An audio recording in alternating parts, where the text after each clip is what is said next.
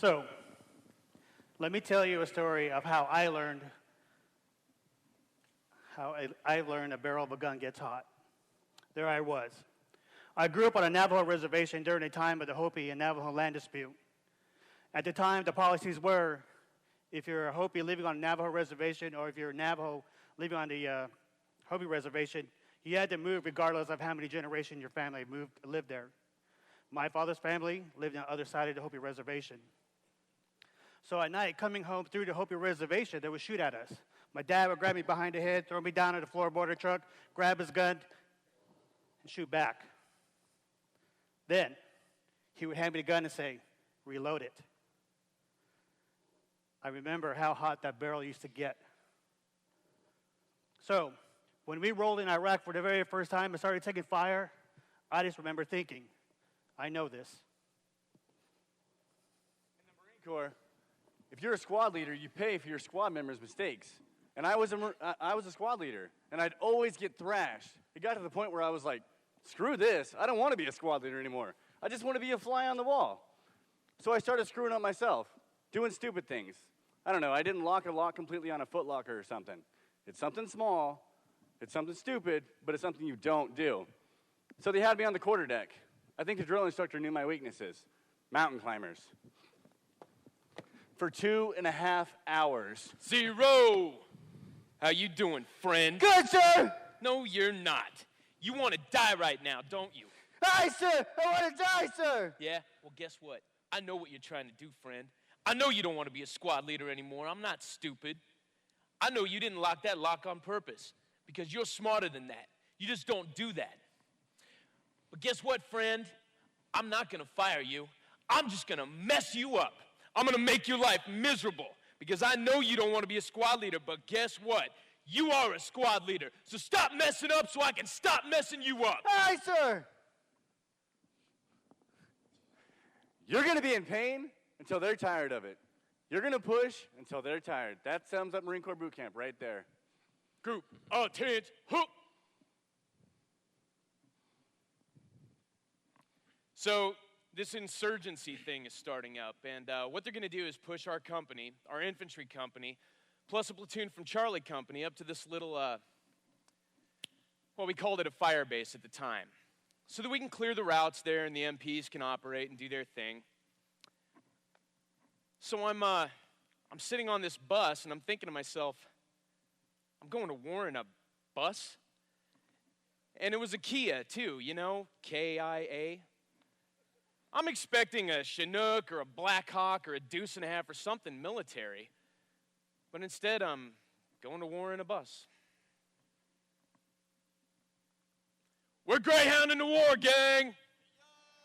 Got a letter in the mail. Got a letter in the mail. Go to war or go to jail. Go to war or go to jail. Pack my bags and kiss my wife. Pack my bags and kiss my wife. Headed for the army life. Headed for the army life. Strawberry shortcake. Strawberry shortcake. Okay. You got to hear this. When I was on advance party going to Iraq for the first time, I was expecting for the worst. And here I am. My whole responsibility was the whole transfer between one company and my company going there. And with that, you got that transition where you kind of acquire things from what the company of Marines are leaving behind. And then I come across this gem, this rare find. I asked the Marine, is this okay if I have this? He's like, oh yeah, go ahead. And you got to think how odd this is, but I'm looking down, and this pillow is looking back at me. It was a small pillow. It was a pink pillow in the shape of a heart. But what was really weird about this is that there was a strawberry shortcake face looking right at me. Like, you've seen her before. The freckles in her cheeks, the sparkle in her eye, and that soft smile. And the weird thing is that these little hands were popping on the side. It kind of looks something like this.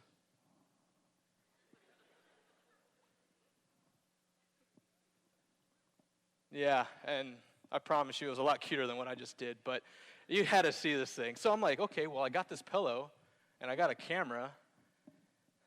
I've got an idea. So wave after wave of my Marines coming through the company, I'm like, okay, this is what I'm going to do. You know, like the gnome in the bottom left corner of a picture? Well, I'm going to have that instead. So every time the Marine falls asleep, I put the pillow gently by them, and I stand back, and I'm like, click. Oh, that's a good shot.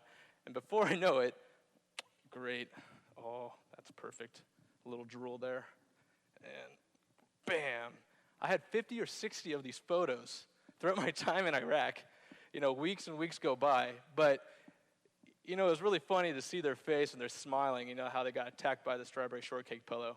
But, you know, hey, anything to make the weeks go by, right?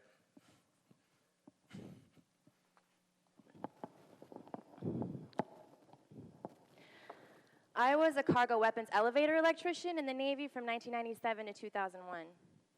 And I had experiences. They weren't all good experiences, if that's okay. I was on Westpac the day the USS Cole was bombed. Well, actually, we were 60 miles from the coast of Yemen where it happened. And there's like this superstition. I think it's a Mexican Indian superstition.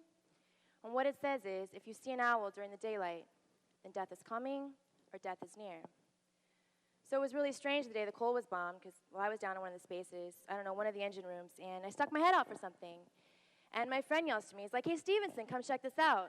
I was married at the time. He's like, hey, Stevenson, come check this out. So I go over there and check my head out the side of the ship, and it was just really, really strange, because there was an owl, and it was perched on the side of the ship. It was so strange. But it was there, I swear, and it freaked me out really bad. So when they told us that the Cole was bombed and there were 8 people dead, and then later that day, they ended up telling us there were more like 17. I just remembered that owl. And it scared me because I knew these people had just died and everything, and I thought, does this mean something's going to happen to us too? I mean, they were waiting in line when it happened. Chow line. They were just waiting to eat. And one of the people that died that day, she was my age, and I remember she had just found out she was pregnant. And I remember thinking, you know, I bet they didn't wake up this morning and think, this is a good day to die. Am I not being open enough for you? So there was this officer on my previous ship, a young officer, prior enlisted guy, and I was standing watch. I think it was a balls to 4 watch, which is 12 to 4, right? So it's really dark. And he's walking up, and I'd seen him before, no big deal. And he starts talking to me. Well, he says to me, you know, Stevenson? And I say, what, sir? And he says, how you doing tonight? And I say, fine, sir. Oh, blah, blah, you know. And he says, well, you have a good night. So I say, okay, and I start to walk off, and he stops me, and it's dark. And he says, you know, Stevenson, I have something to tell you. And I say, what, sir? And he says, I know I'm probably going to break about 50 laws of the UCMJ right now, but every time you walk past me, and he goes, every time you walk past me, my heart goes boom, boom, boom. I want to do crazy, nasty things to you. And you know what? No one's ever going to find out because I'm the boss. And I just looked at him, and my eyes got about this big because, I mean, I think he was married too. And I was just like, are you insane? I can't even believe you're saying these things to me. I thought this was only done in the movies. And I'd never had anyone speak to me that way before. I didn't know what to do about it. So I just laughed. I just looked at him and laughed. I was like, you're so funny. I didn't know what to do, so I just went down to my berthing and said, you have a good night, sir. And I told about 3 other females what had happened just in case, because I was afraid since I wasn't going to do that with him. He may try to retaliate. I didn't know. And after that, I never saluted him again. And he never said anything about it. Wow, I'm making it sound horrible, but it really wasn't. I enjoyed my time on the Chancellorsville, especially the people I met on board that ship and the friends I met on board that ship. I had fun. For instance, the cooks would always make sure that, I don't know, if we were having burritos that day, that my tortillas were always fresh and hot. But then again, you know, I hardwired their meat grinders and fixed their rack lights so they could read, so it wasn't like they were really doing me any special favors. And I love to sing. I'm always singing, so we'd go out on the fantail at night, you know, the back of the ship that drags through the water. And I like to lean over the railing, because I like to watch the ship cut through the water because the algae would glow, and then, my gosh, you haven't seen stars like the stars out to sea at night. They're so pretty, so pretty. So I'd stand out there with my guy friends because most of my friends were guys. I mean, I was one of maybe 30 women on board. The ship had just been fitted for women. And we'd just hang out, talk about stuff, whatever. It was just nice. I felt close to them. I had fun with those people. And I would sing to them. And they liked it.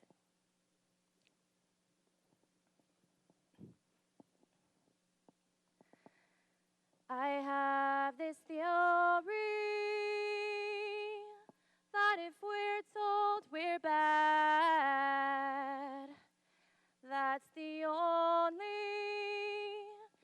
idea we'll ever have.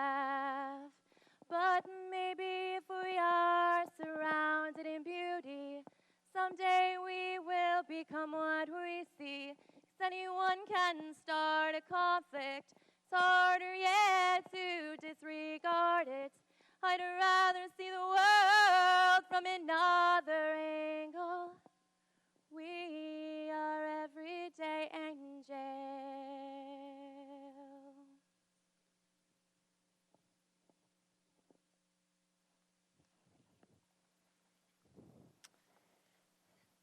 When my husband was an Army medic in Baghdad, I was in graduate school in creative writing in Oregon. I wrote this poem after his commanding officer was killed on Memorial Day, 2006. Planting, Hayhurst Farm. A week since the last bombing brought you to your knees. Since the day you spent shoveling human remains into a body bag marked for home. I don't know what to say. Neither of us has slept.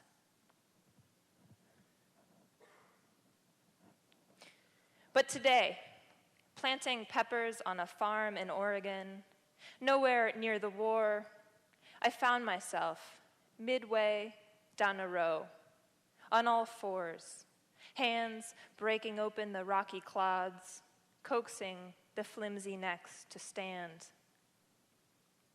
It felt like an exercise in good faith, my fingers blindly plunging, a brief tenderness exacted on every stalk. Some didn't make it through our rough caging. Some will never bear fruit.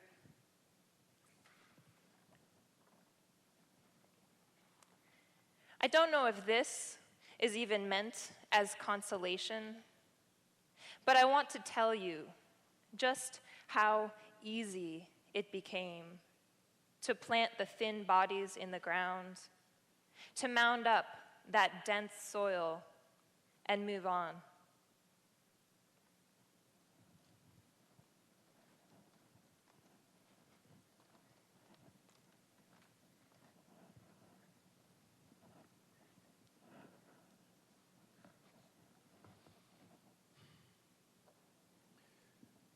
I'm lucky. I'm one of the luckiest men alive. It was my second deployment to Iraq. I was a corporal then. And during the deployment, I decided I really wanted to be a vehicle commander on a security team. So I volunteered to stay for 13 months instead of the usual 7. And some of my best friends stayed too. Arquette stayed, Torres stayed, Dan stayed. We all stayed for 13 months. And as they're splitting up our new company, I'm getting a feel for the staff and COs and officers, and they're naming off who's with what platoon and who's doing what. And they had me with 1st Platoon as a driver. And I pull my lieutenant aside, and I'm like, "Excuse me, sir. I volunteered to stay to be a vehicle commander. Why do you have me driving?" He pulls Stewie and I aside, which Stewie ended up being the best gunner I've ever had, and says, "Listen, guys, I'm not going to lie to you. I'm a boot. I'm a butter bar. I don't know what I'm doing. I need 2 senior corporals in my truck. That way, if things go bad, I don't do something stupid or something goes really bad." We're like, "Okay, we can live with that." Well, it finally comes down the pipe that we're going on our first mission. And the team that we were training with had never been hit by an IED before. The whole 7 months prior to us going to take over, they had not been hit once. So we go on our convoy, and I don't remember exactly where we went, but it was someplace fairly close. And we're driving down Uranium North, and I'm just driving along, scanning the road. and all of a sudden, boom! My first thought was, what the? My second thought was, that wasn't loud at all. Well, we were trained if you get hit by an IED, you punch it. You get out of the kill zone as quick as possible.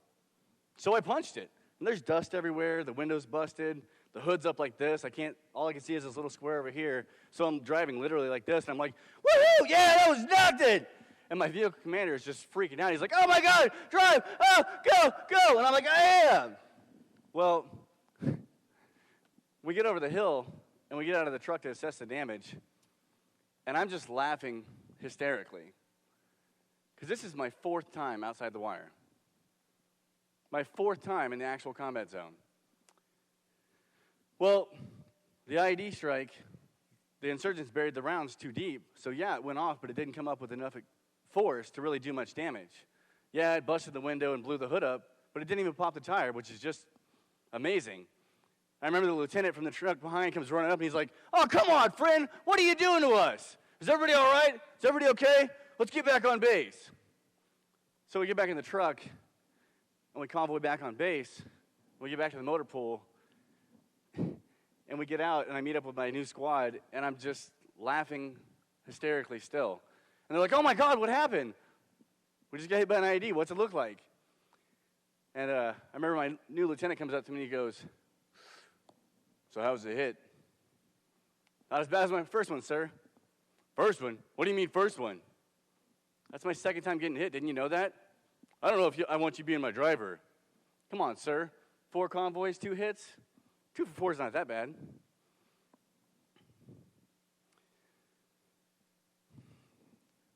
My last deployment, my entire squad was really, really lucky.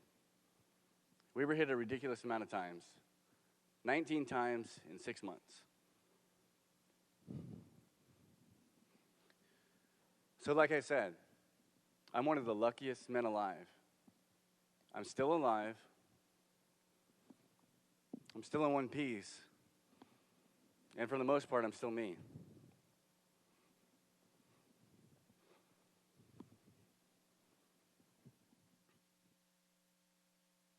It's really a mixed blessing. The hardest part about it was not having soldiers around anymore. It's kind of like getting used to sleeping in a freezing room and then having someone snatch your blanket away.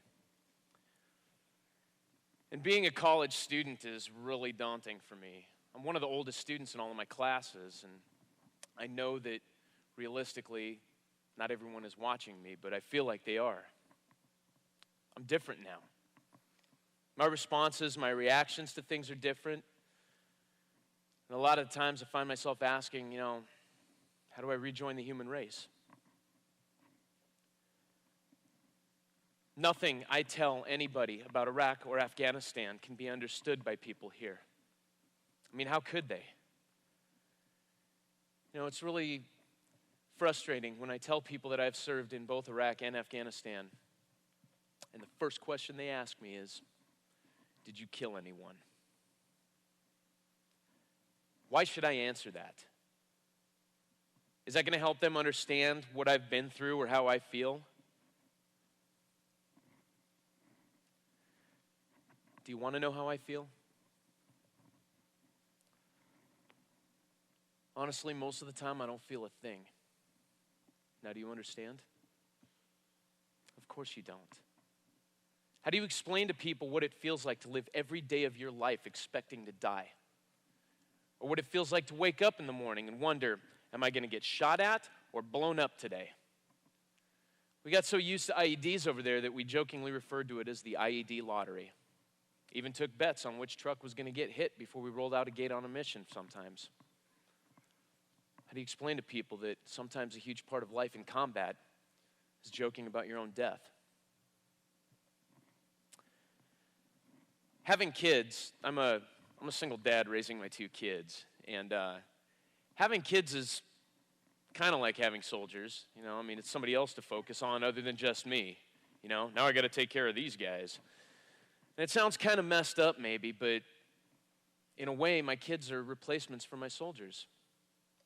When I was a squad leader in Iraq and a platoon sergeant in Afghanistan, I looked at every single one of my soldiers as if they were my own children. As a squad leader, I had 8 sons. And as a platoon sergeant, I had 42 sons. And they were my kids for 3 years. Now I only have 2 kids. And as frustrating as being a single dad can be sometimes, it really has helped me emotionally being responsible for their lives. But I have to make a conscious decision every day to teach my children things that are contrary to the way I think and feel. I mean, my daughter goes to school, and in our neighborhood, we have a lot of Middle Eastern kids dressed in their traditional clothing and doing their thing. And she naturally has questions about them. And I can't tell her what I really feel.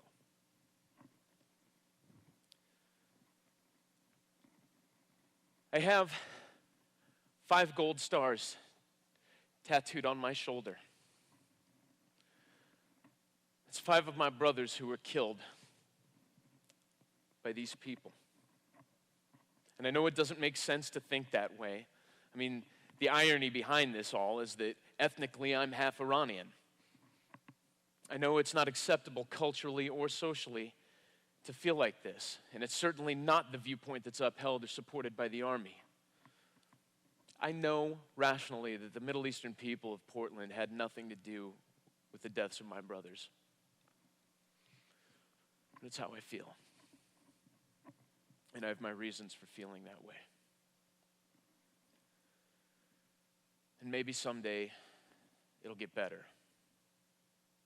Maybe someday I'll learn to accept and not hate them. But not now. I'm working on it, but it's still too soon. You know, I wasn't born with this hatred. I became this way. And I want my children to have that clean slate that I had before the war, without any preconditions and without any hatred. And so I cannot tell my children how I really feel, because what I feel is a hatred that burns in me with an intensity that very few people can understand who have not been on the receiving end of an RPG or an AK-47 or an anti-tank mine laid by people that look just like people in my own neighborhood.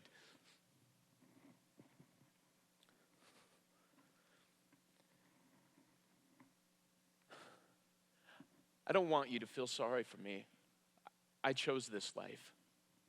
And please don't pity me either. I knew what I was doing. I didn't spend 3 years in combat for you. I went because my brothers went. And I did it gladly. And maybe because of that, it's been such a hard period in my life lately. My brigade just mobilized and went back to Iraq, and it's tearing me up. It's killing me being stuck here and knowing that my brothers are in combat again and that I can't be there with them. Sometimes, being left behind is a fate far worse than bearing the scars that war produces on the body and soul. And I don't want to tattoo any more stars.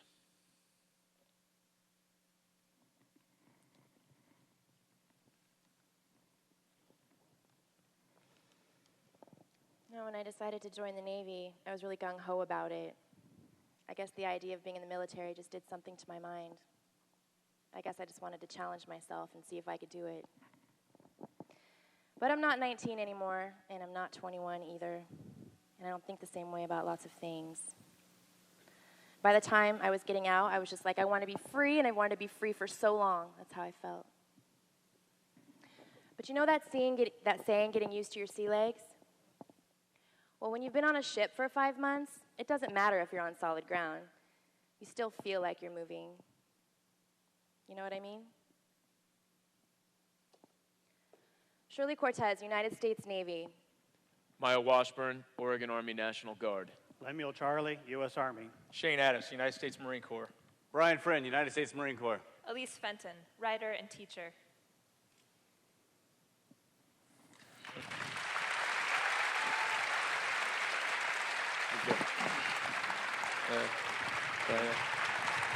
Yes, give them a round of applause.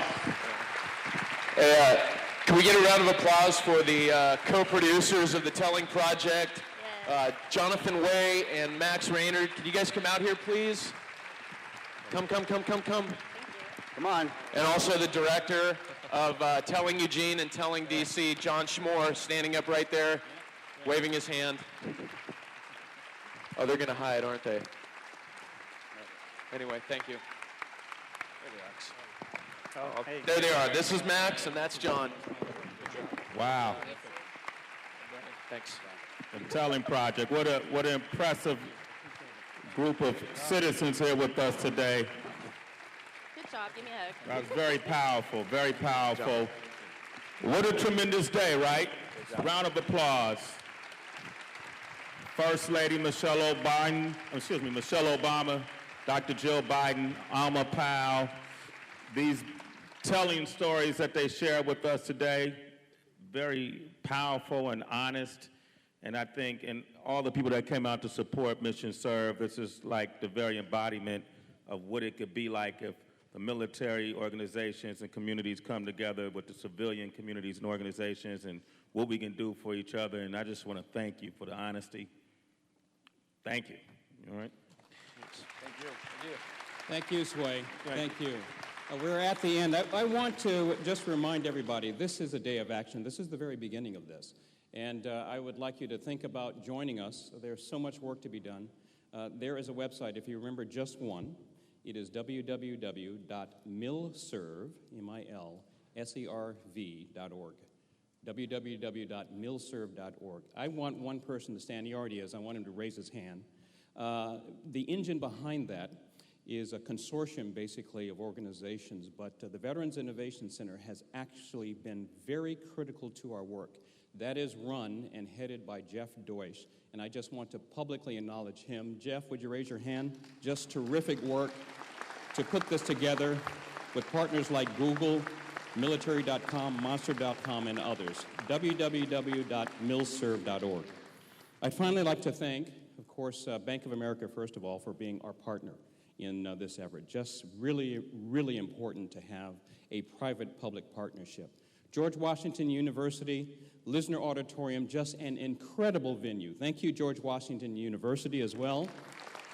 Target, Laisha, thank you. PBS for putting on the Care Package Project. It's been very, very important for our military families. And Sway, you're special. Let me tell you, we just can't do this with a private-public partnership. We need our entertainment community to step up because they can reach so many young people and an audience, and there are a few in those communities who are committed to that. Sway is one of those. Thank you very much for doing this. Greatly appreciate it. I'm honored. Finally, because I know we need to get on with life, there is a special man in the back. He was traipsing the steppes of Mongolia when 9/11 happened, and he joined the Army as an infantryman and went to Afghanistan. I was lucky enough to find him. I'd heard about him. We got together here, basically in Washington, D.C. I talked to him. We, at Be the Change, basically brought him on as the Director of Civilian Military Partnerships. He has just been incredible, working with Jeff and the others that you see up here, basically in putting together these military-civilian partnerships. His name is Ross Cohen. Ross, would you come out? I know you're there somewhere.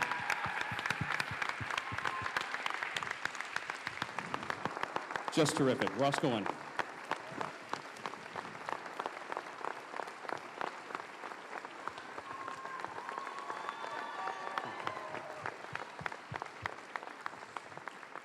And thus it begins. We have a lot of work to do, but we have the right people to do it. Thank you very much for coming. It's been a wonderful day. Have a wonderful day. And a wonderful Veterans Day. And if Bye-bye. you can, Thank you. watch MTV tonight at 9 p.m. For this show we have regarding a young veteran who was called back to duty in Iraq. Thank you.